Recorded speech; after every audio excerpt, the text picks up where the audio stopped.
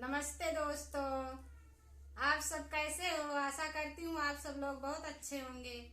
मैं एक नाच गीत गाने जा रही हूँ। अच्छा लगे तो कमेंट में जरूर बताना। एक दिन कुल में दाग निशानवा तू ही लगाऊ ना नदी। एक दिन कुल में दाग निशानवा तू ही लगाऊ ना नदी। तू ही लगाऊ ना नदी, तू ही लगाऊ ना नदी। एक दिन कुल में दाग निशानवा तू ही लगाऊ ना नदी। एक दिन कुल में दाग निशानवा तू ही लगाऊ ना नदी। माई बाप कई कहा न मन भैया कई अरमनवा हो। माई बाप कई कहा न भैया कई अरमनवा हो। ऊंचे नीचे पाँव धर तू है एक दिन होई जाबू लड़कोरिया बिना गौने कई होरी लवा तू खेलाई बुना नदी। बिना गौने कई होरी लवा तू खेलाऊ बुना नदी।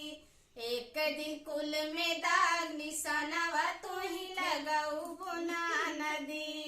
एक दिन कुल में दाग निशानवा तू ही लगाई बुना नदी। तू ही लगाई बुना नदी हो, तू ही लगाई बुना नदी। एक दिन कुल में दाग निशानवा तू ही लगाऊ बुना नदी।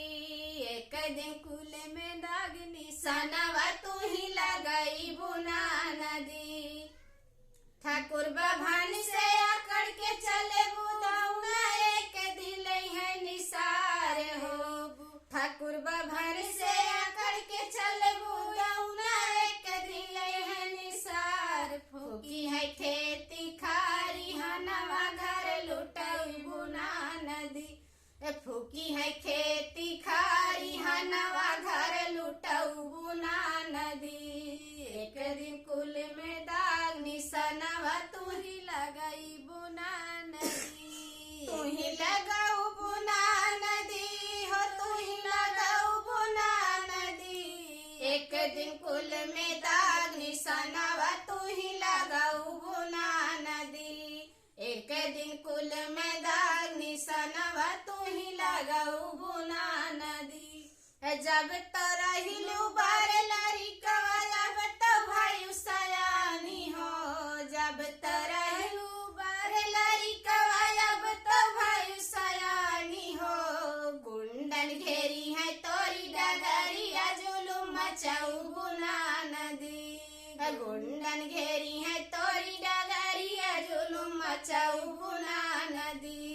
एक दिन कुल में दाग निशानवा तू ही लगाऊ बुना नदी। एक दिन कुल में दाग